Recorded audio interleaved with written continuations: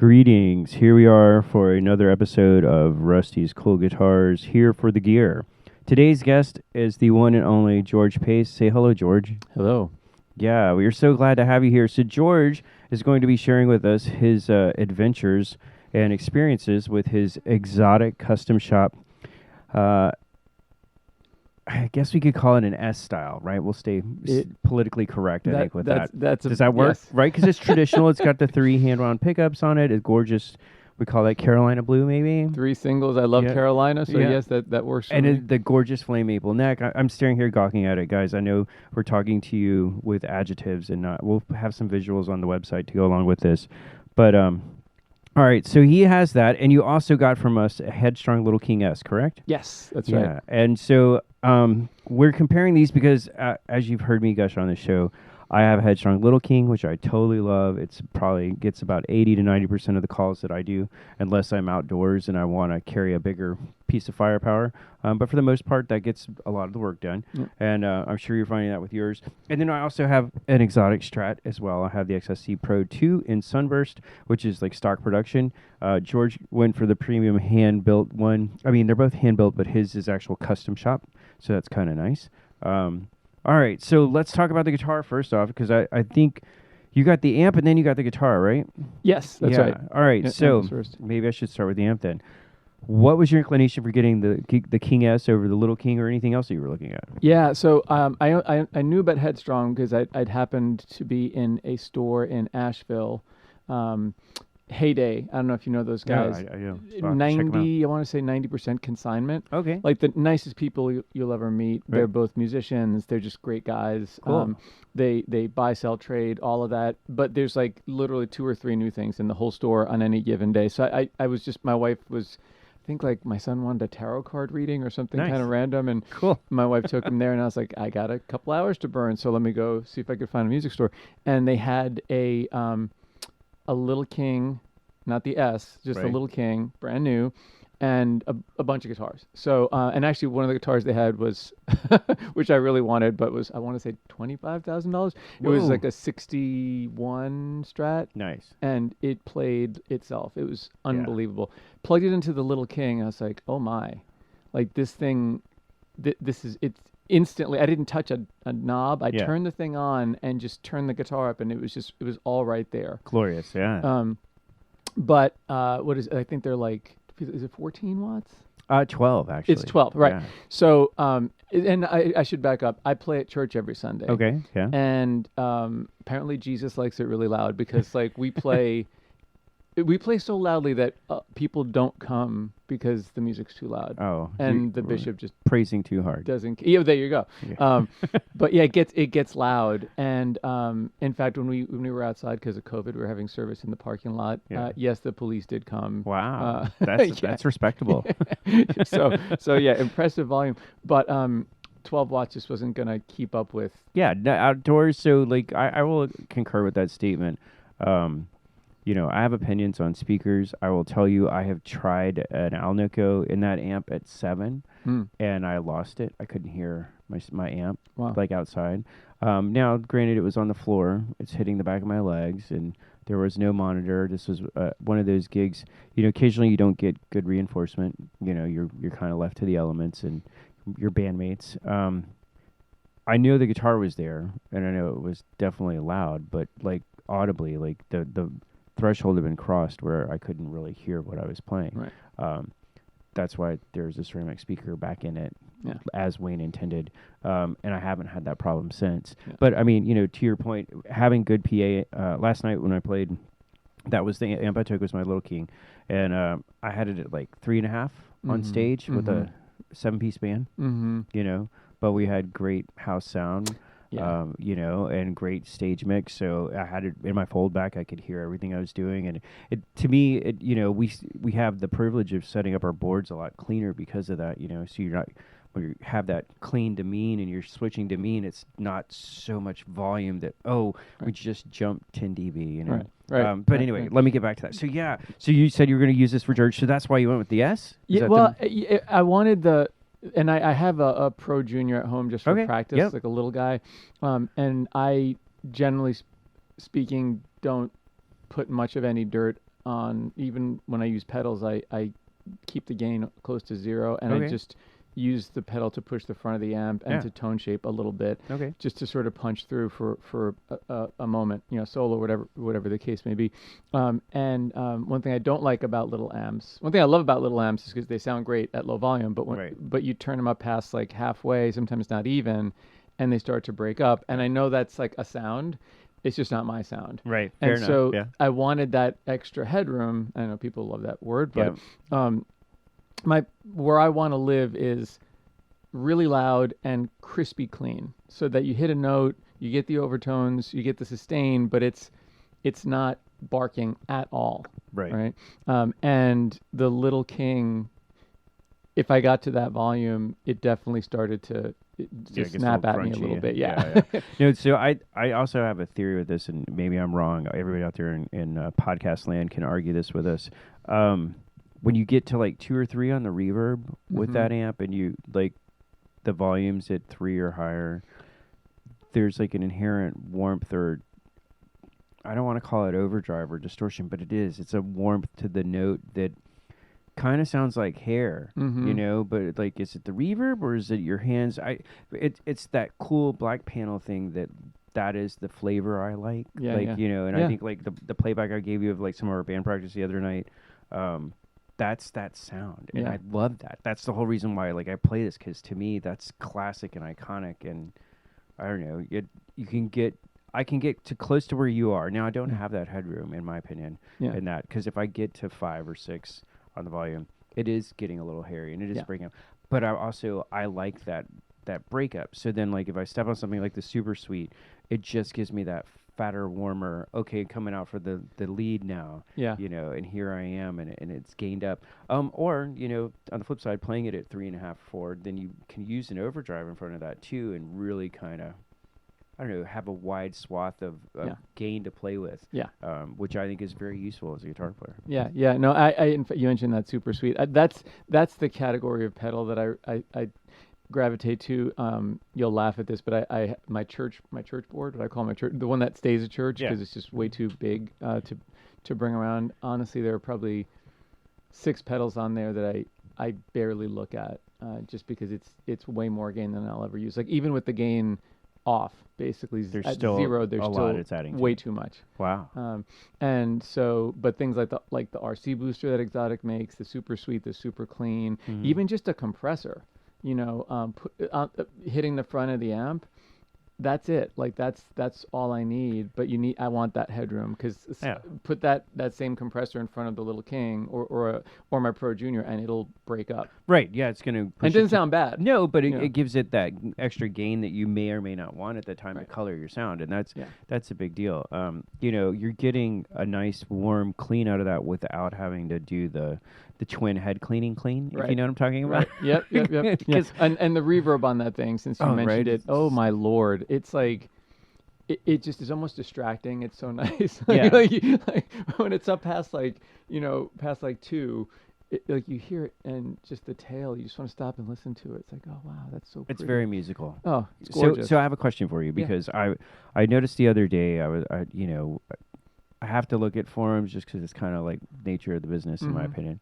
But somebody was complaining because they saw like Headstrong, Wayne had not put a mid knob on these amps, and I can honestly say, I don't miss it. I don't think that it needs it, and because the way he's voiced the amp, I don't really feel like content-wise, I have anything missing out of my amp coming out of it. I don't know. What's your opinion on that? Yeah. So I probably shouldn't mention what they are, because that's not nice. No, that's okay. I have a bunch of other amps. Yep.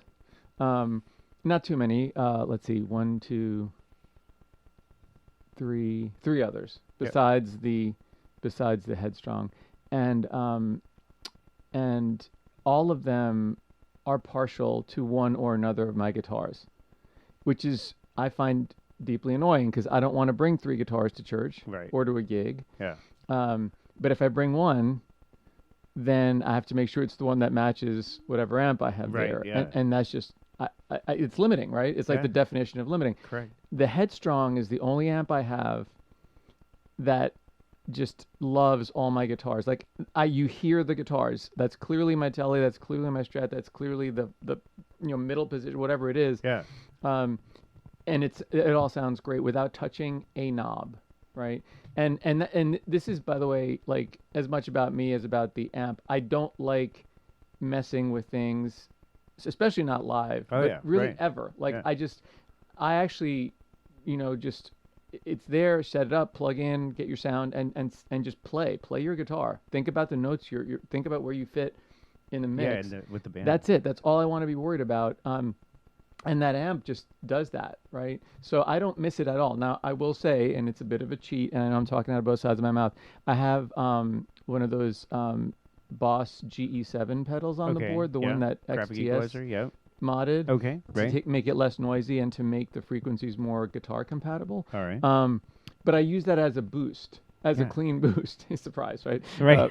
I use it as a clean boost. I don't push the mids on it. I just literally, it's like, if you looked, you'd laugh. Like, why do you have an EQ? All the dials are exactly at 0, and then the volume is like pushed. bumped up a little bit. And it sounds awesome. But it's more of the amp. That's the key. It's not changing anything. It's just bringing it forward. Here's a little more gas on the fire. Exactly. Yeah, and so I think we're very much in the same school as I thought that I very much believe you should be able to get everything out of your guitar and your amp, right? Because at the end of the day, I used to play a pro junior in a blues band I was in for 5 years, right? And I learned how to play without reverb, which I had grown up with as like a crutch, to cover my sloppy playing. But I also learned that, like, with that blues band, by the end of the first set, even with single coils, there's no clean headroom in that amp because that puppy's cooking, right? And it's just like totally like here. If you want to play clean, you have to back off the volume. You got to watch your right hand attack.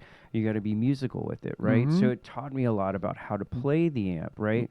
So that I could get the sounds I wanted at the volumes I needed to get. And then, when I want to melt faces, okay, let's go. Play hard with the right hand, go to that bridge pickup, or your technique has to make it happen. So well, and to just that end, really quickly to that, I'm glad you mentioned the Pro Junior. Like, talk about an amp like 2 dials, volume and tone, and yet that tone knob you can dial in. Yeah, there's a big range of what you can do with it. Yeah, and so I see that to me is ideal because you're able to turn one thing and get the sound you want. That's like if I could have just like one knob on my amp, just one, that'd be perfect. Yeah. Well, I mean, and that's the thing is if we can get everything done with our amp, then everything else we add to it between our guitar and getting there just becomes extra ingredients to kind of sweeten up whatever we're doing, right? Yeah, I think of the amp and the guitar as like that's your Christmas tree. Yeah, everything is decorations. Everything else is like a little garland. Yeah. The times when I was just getting started, I used things to mask the fact that I had a really, really cheap guitar. Right. Like, because the guitar just didn't sound that great, and I couldn't afford to make it sound better, investing in pickups and whatnot. Right. Because that would have cost me more than the actual guitar cost me. Yeah. And so I bought an amp that sounded like I could have plugged a broomstick into it and it would have sounded awesome. Like the amp. Yeah. So yeah, which I think of like a Katana or something where like no matter what you plug in, you can get a really, really good sound. Right. Whereas the Headstrong, if you got a not so great guitar, you're going to hear that. Yeah. Right. So. Yeah. No, there's not a lot of places to hide on the Headstrong. No. But it's a great amp. I think. Are you leaving yours at church all the time, or are you hauling it back and forth? No. I bring it home because I do some stuff outside of church. It's all worshipy sort of kind of. But yeah, I take it out. I take that one out, and I always keep the quilter in my trunk in case tubes don't cooperate. And I have an insurance policy. It's your backup. Oh, man, I feel you on that.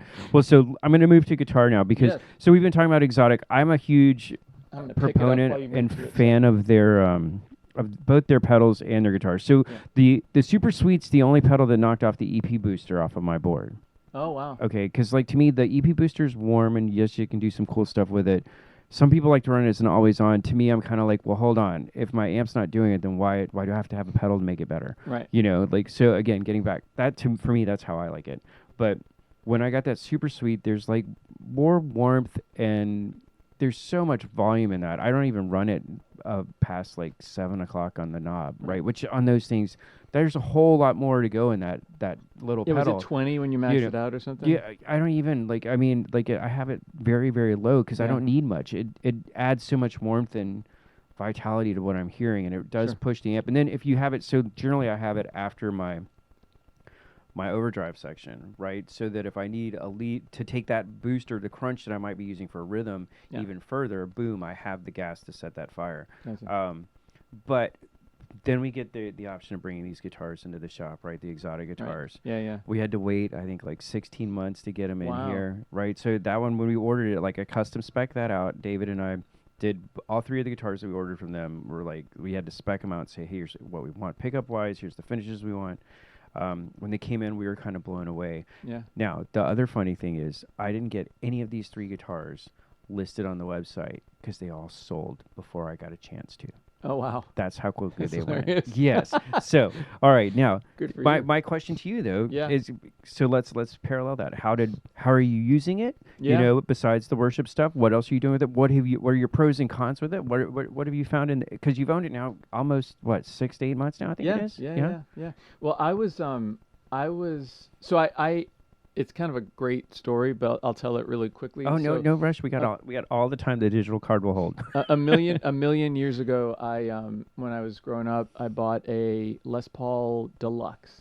Okay. This is like 1978. Yeah. Was it like 10 pounds, 12 pounds? I don't remember, but I loved it because I loved Led Zeppelin, and you know Jimmy Page played Les Paul, and so yes. And it was old. It hadn't been taken care of. Yeah. And I was about to head off for college, and I took it into Rudy's music stop. It used to be on 48th Street in New York City. Right. And where John Suhr, S-U-H-R Suhr, right? The John Suhr was the guitar tech at the time. Nice. And so I take my Les Paul in there. It's disgusting. It's like grimy. It's filth. It's like being held together by sweat and dirt. It's so disgusting. And he's like, yeah, this needs, like, the pots need to be, like, the whole thing just needs to be taken apart and cleaned. And I was like, okay, well, I leave for school on Saturday. He's like, no, there's no way. We'll ship it to you. And I started to pack up the guitar. And it wasn't that special. It wasn't like, a 59 Sunburst. It was, but it was my Gibson Les Paul, and there's no way in hell I was going to let anyone ship it, God forbid. And then he's like, Georgie, this is Rudy, right? He's like, Georgie, I ship guitars to Mark in London and in England and this and that and the other. Mark Knopfler, right? Oh, wow, yeah. And so I'm like, yeah, he's kind of got a point, you know. Yeah. So I said, yeah, sure, ship it to me. It got to me in 4 pieces. Oh, God. The neck was cracked in 4 pieces. So it wasn't just like a headstock break. No, it was 4 places. So it was irreparable. The guitar gods were like, you're done. and the fine folks at UPS did give me a check. Oh, yeah. But it was not nearly enough to cover the repair or a new guitar. Oh, no, not nearly. And I called Rudy. I told him what had happened. And he's like, what'd they give you? And I told him what they gave me. And he's like, send me the money. I'll have Johnny build you something. And John built, out of parts he had lying around, a Strat for me. Okay. And I loved it. It was no name on the headstock. I don't even know where the parts were from, but it was brilliant. It was great. Like, amazing guitar. All my stuff got stolen after college. That's another story. So I was like starting over. Yeah. And I've been trying to find a Strat forever. I've had Fenders, I've had others, and it's like not right, not the one. And then I got this thing, the Xotic that I'm holding, and it was just immediately I was like, yeah, this is what I've been waiting for. This is the jam. Yeah, if they were available, East Coast or even Midwest, I probably would have gotten one a lot sooner. But as I'm sure you know, these things are like California. Yes, they're very hard to get and find. Super hard to get, east of California. Yeah. And a friend of mine was selling one at one point, but it was just the timing wasn't right. And when I saw you had them, I was like, oh yeah, I'm getting that blue one. That's mine. Yeah, it's a gorgeous guitar, great sounding instrument. I mean, you've been playing it this afternoon through several of the amps here in the Stomp Shop, and it has. To me, part of my big selling point on why I sold 2 guitars to get mine. I got rid of a Paul Reed Smith Moira X and an American Standard Strat that I had hot rodded and put Lawler pickups in. And I liked both of those guitars, but with this one, this is the first Strat I've ever bought that had a humbucker in the bridge. I'm kind of old school traditionalist. I grew up playing a Strat, so I'm used to 3 single coils and a rosewood neck. And I still actually took that guitar out this morning. I'm going to do some electronics work on it this week. But I don't want to gig that guitar anymore. I got it when I was 14. It's an original 88 Strat Plus. It's in a very hard to find color. So between our personal history and that, I don't take it out anymore. I wanted a giggable Strat because I do tons of wedding and corporate events, and then like last night, the hip hop band we play, I feel at home on a Strat.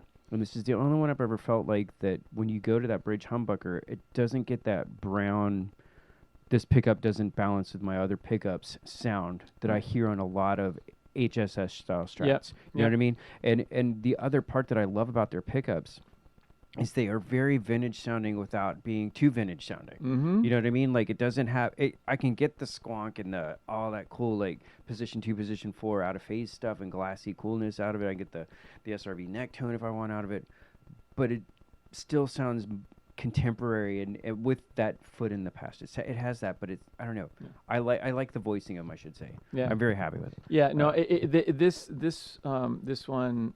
And I thank you for letting me play yours before. I totally agree about the humbucker.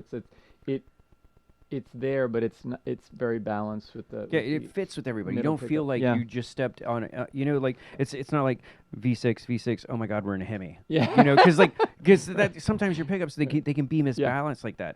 There's a guitar I have. I won't bring up the maker's name, 3 letters. That I can't carry other guitars with that gig to play a gig because they don't have the output that guitar has. Right. Like that's the only one in the quiver that has that high of an output. Yeah. You take somebody else out that we have to do what you just said. Yeah. I don't like messing with knobs. Yeah. Well, now I got to go re-EQ everything in the middle of the show. That's not happening. No. It's not happening. No. So, that's another reason why I love it. The finish, dude, the raw roasted neck. I mean. Yeah, the pickups are insane. This is the only Strat I've ever played where just the middle pickup by itself sounds phenomenal. Yeah. That surprised me. I was like, because I never stop there. It's always like, flyover zone, right? Right. And I was like, wait a second, this actually sounds really great. It's just, you hear bells. I mean, it's just beautiful, and it sounds like nothing else. Yeah. Well, so Little Charlie, you ever heard Little Charlie Beatty, the late great guitar player? He was a founding member of Little Charlie and the Nightcats. Go check him out. He's a big middle pickup Strat guy, along with like Anson Funderburg, those guys. Yeah. So if you're in like California Jump Blues or that kind of style, like he played that on his vintage Strats, and that's where I learned to appreciate the middle pickup was him, because I was like, well, wait, how's he getting that sound? Oh, okay. Because, like you said, most of the time we fly over that middle spot. Oh yeah. Because most, 2 and 4 sound epic on a Strat. That is quintessential Strat sound, right? Exactly. Like people, I want the quack. How do I get the quack? That's the quack. Is that spot, right? Yeah. The neck on a Strat. I mean, that kind of goes without. I could do probably 80% of a gig on the neck pickup if I wanted to. Yeah. And like last night, so it's funny. A kid that we have that works here, he's 19, so his mom had to come to the club with him to watch us play last night. Okay. Right, but he came because he wanted to see the set and see how I did playing wise. He's like, so you actually sing? I was like, yeah. Well, did they audition? He was like, no, we just sing. Anyway. Okay. But so we were like in the 3rd song, and I looked at him, and I was in the middle pickup. I was like, I changed pickup positions. He just laughed. But like, it's true, because I mean, the whole first half of the night, I was on the neck pickup. There was no need to go anywhere else. Yeah. And I wasn't doing any shreddy leads that needed to get in the back section of the guitar. Yeah. No, this thing. So the middle pickup, it is shocking how good it sounds. And I know this is like very strange, but Tele or Strat, I never use just the bridge pickup. Okay. Always either neck or middle on the Tele, and I just don't ever use the back pickup by itself on a Strat. Okay. However, on this Strat, and I'll confess I do dial the tone back a little bit. Yeah. But it's full enough that it sounds terrific, and especially with a tiny bit of tone rolled off, it just sounds phenomenal. There's no ice pickiness going on at all. No. So I imagine with a certain amp, if you had the tone all the way wide open, there might be, but not with the Headstrong. It might take your head off, yeah. So I had a question for you about the back of this, because the lack of a back of it. Right, so they didn't put a guard on the back, which is fine, but this is the first Strat I've ever played too that had all 5 springs. Now here's my counterpoint to that is the Strat I was talking about, my 88 Strat Plus, came with the trim setter. I don't know if you remember that in the 80s. It was Fender's dapper little thing for their Strat Plus, which at the time was like the Cadillac of their Strat line. Mm-hmm. And it was it's like a shock for your tremolo system, right? Okay. So you had 2 outer springs, plus then what is in essence a permanently mounted shock to the middle spring socket, so that if you broke like your E string in the middle of the show, it was supposed to hold the bridge in that space, so you didn't get the cattywampus, Strat lost its tension, now it's going flat and everything's out of tune. And But my point with that is that guitar has the swimming pool route, right? Mm-hmm. And it's acoustically pretty lively. But to me, these are way livelier. Mm-hmm. And I'm like, is it because I have the 5 springs back here that are vibrating in the cavity without my belly touching them? Or is it the guitar itself? Because like to me, there's a difference between those two build qualities, right? Yeah. Having the fixed bridges, in essence, that's what it is by Right. having that other thing in here versus these springs. Like, Right. is there a difference in the sound because of that? Yeah, I don't know. They are extremely resonant. I feel like I'm hearing wood, not metal. Yeah.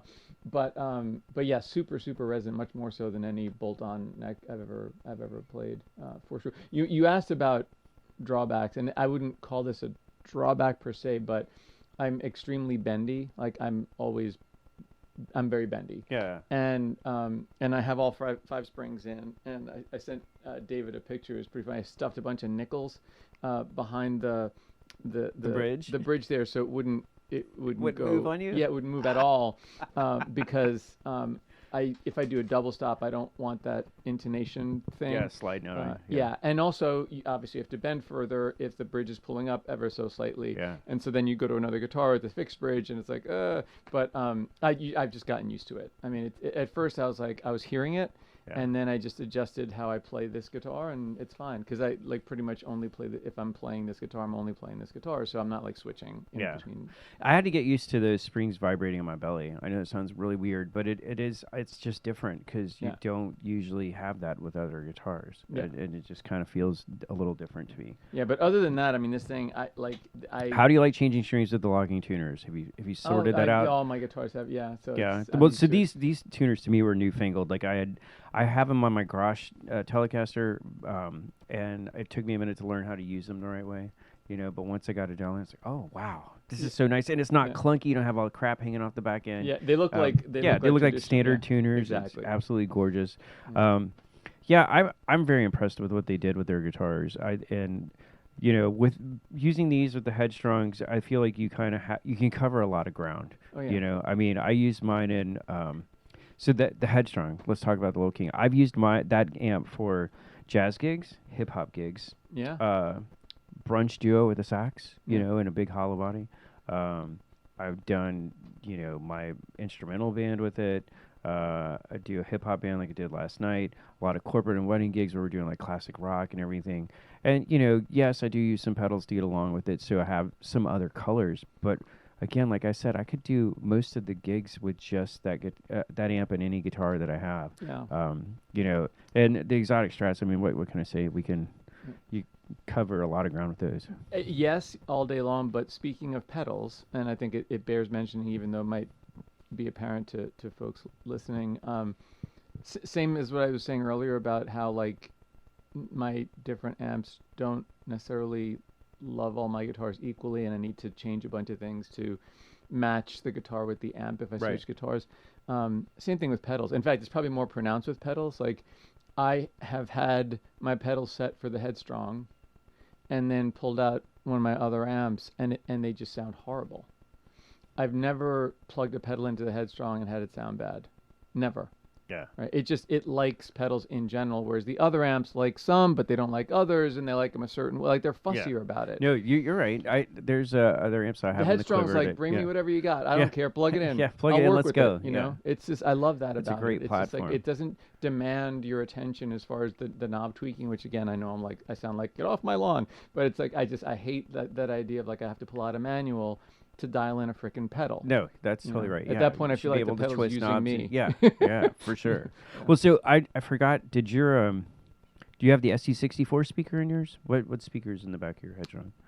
Do you know? Wow.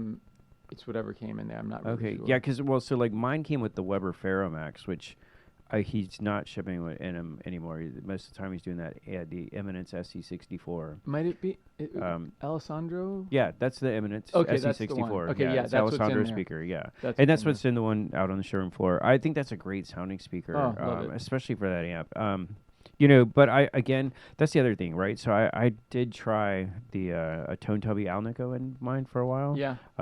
They're like what they call it, organic Alnico. But it looks a lot like a Celestion Creamback, and maybe it's rated the same wattage too, and it sounds great at like modest volume levels. Yeah. After that one wedding I did where I was outdoors and like there was no bottom end in the Alnico, but that's my gripe with most Alnico speakers. They sound great recorded. Yeah. They sound great in small rooms and mic'd up, but when you're actually like out in live big air, it doesn't have any thump compared to like a ceramic. Those hold up and give you like that piano belly that I get out of these guitars. I want to hear that and feel it, and if I can't, that's why the ceramic goes back in. Yeah, absolutely. No, that speaker is phenomenal. In fact, at church, the singers generally don't. Not generally, they never pay attention to what the musicians are doing. I mean, it's basically like they count on us to know the music and to be there and to support them, and that's basically the gig, which is great. But when I brought that Headstrong in, for the first time ever, they were like, that amp sounds really good. Like, we really like that. Like, it was something about it. Yeah. And I wasn't loud. I mean, well, I was as loud as I needed to be. It wasn't louder than I had been. But they, like, it was cutting through. Sonically, they heard it. In a really nice way. Yeah. And they all, and they don't, none of them are, instrumentalists. They're just like, that sounds great. You should, So, that was a pretty strong sort of great endorsement right there. Yeah, exactly. If that's they like it, I love it. Yeah. if the musicians like it, then yeah. Yeah, you got to keep the praise team happy. That's right. That's right. I was like, hey, dude, we don't need you. Exactly. Killer. It's like, we love you and you're welcome to come to service, but you're out. Yeah. We just want you in the crowd, okay? Cheer us on. Exactly. Well, that's awesome. I'm glad you're enjoying your guitar, man, and the amp too. So that's the other great thing. I have not had any issues play-wise or performance-wise with my amp the whole time I've had it. Been using it now since, a year ago, last December. So we're 14 months into that relationship, and it's like I said, it gets most of the fly dates because at the end of the day, like last night, the club we played is big enough that I could have carried a much bigger amplifier in there, but I also would have had to climb 2 flights of stairs with it and a bunch of drunk people to navigate to get to the stage. And I'm like, wait, I have my guitar on my back and my amp in my hand. I don't. Yeah, and even the S why is take not more? Heavy. No, it's not. It's just a smidge bit bigger than the regular Little King. The cabinet is. I was tempted to say, hey, Wayne, send me one of those so I can put my Little King in it just to see if there's a little bit, how you have that bigger cab, get a little more resonance. Oh, absolutely. A little more, vitality going on. Absolutely. But I think they're great, incredible amps. He's doing a bang out job. I'm gonna have you back because we're expecting the Blue Lamp 310, which is his version of a Bandmaster. Oh. Yeah, and part of the reason we selfishly ordered that was because I have Greg Germino's serial number 001 Bandmaster in my personal collection at the house, and I kind of want an ABM. Oh, bake off. Yeah, absolutely. Just because the tone isn't going to suck regardless, but it's just kind of like, ooh, let's see, who, because they're still, they're nods to that old classic flame, but that's a bake off waiting to happen. Yeah, that's awesome. It's kind of exciting. That's awesome. So, one thing I'll say about the Headstrong, and I have to throw this in if he's listening. He's probably not, but it's so small, but the power switch is like in another state from the standby switch. Yeah, right. They and are. You end up like reaching back there and like feeling around, and it's like if those were next to each other, it'd just be so much nicer. But be a little cleaner. Yeah. Tiny little thing. Okay. No, but that. So there's probably an engineering reason for it. It never hurts to ask, but yes, and make comments, constructive criticism. But I agree with you. And, that is one thing, if you guys don't know this, the Little King has no standby switch. Don't get your panties in a bunch. It's okay. You're not going to kill all the tubes turning them on. You just got to be smart at the end of your set. George has the standby because the King S does have a standby switch on it. When you get done with that, you can hit the standby toggle on it, or you can just power it down. But like last night, when I got done with the set, I powered down my amp and tore everything else down around it while everything cooled off. Yeah. And then I put the slip cover over it and then walked a quarter mile back to my car to go home. In the good old days, we didn't have standby switches. Yes, no. That Pro Junior we talked about, that doesn't have a standby switch. Oh, no, just on and go, Yep. and that's okay. It's not too hard to afford a new set of tubes if you need it. And, Wayne puts bias pots in there. If you're comfortable doing that, you can go set your bias for your new pair of tubes, make sure everything's good to go. Yeah. And I haven't changed mine because it doesn't sound like crap. No, the amp sounds as good as I've ever heard it. Yeah. So, that's awesome. Well, I'm really glad you came down to the shop It's today, great man. to see you. Great to great. finally meet you in person. We've it's only been phone friends for a while. It's I great know. To see you and So great to see the store. that's one of the best things about Rusty's to me is like all the great people get to meet that are like me, passionate about guitar and playing and making music. Yeah. So the fact that like we can have kindred spirits both with gear and what we're playing is really awesome. And have the opportunity to discuss it, and not just be on the phone. Well, we can share it with everybody else. Thank you for having me. It's Dude, great to meet you. It's our honor to have you. I'm not too heartbroken that David's not here. Maybe next time we can get him in here so David's really cool though. He's a big LP guy and likes big high powered loud amplifiers. Yeah. Which is a little different cut from what we're playing. We're both big playing F style guitars and F style amps and I do like the hairy stuff, but it's just like, the reason I don't have a single pickup guitar right now is I'm not doing any Southern rock full time. So, I can't make that happen. I'll take my Lester if I'm going to do that. Yeah, there you go. Anyway, well, guys, thank you for joining us for the Here for the Gear podcast. George, thank you for joining us today, and we'll see you guys out in the shop sometime. All right, signing off. We love your comments. Please email us at rustyscoolguitars@outlook.com if you have questions about this show or any of the items we discussed. We're available 24/7. www.rustyscoolguitars.com. Thanks for your support.